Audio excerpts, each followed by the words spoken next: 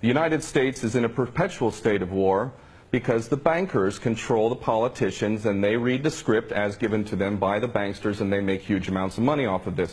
What this gentleman is saying about the United States not wanting war, not wanting to get involved is like Iraq 2.0.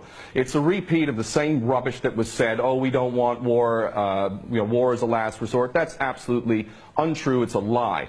Those that are in government are nothing more than prostitutes who are carrying out the orders of those who are in charge of them, and those that are in charge want another war. And part of that is what we discussed earlier, the Greater Israel Project, to destabilize any Arab regime which might have any kind of autonomy and self-determination. Any regime in the Arab world that is not an absolute puppet cannot be tolerated. And who are the nations that we target? Those that are not puppets. We don't target those like the Saudi regime, which is the biggest human rights violator in that region. It's cutting off people's heads in public, cutting off hands. It is the most grotesque regime on the planet, and yet we give that regime weapons, and it's no problem whatsoever. The duplicity and hypocrisy of the United States and the West can't even be measured. It is so enormous. And these mouthpieces, such as this gentleman in Washington, is only doing a disservice to himself and his country. And the fact is that American sons and daughters will get involved in this yet again, and these chicken hawks who are pretending to care about the Syrian people are going to be sacrificing not their own sons and daughters. I would like this man to send his sons and daughters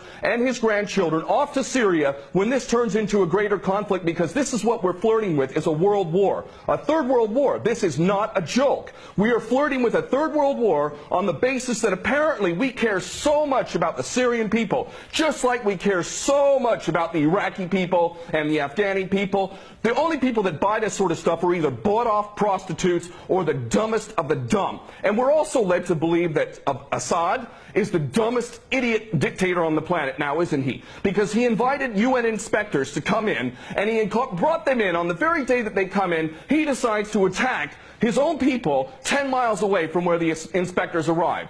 This is beyond ridiculous, and the only people that buy this, again, are bought-off prostitutes or the dumbest of the dumb.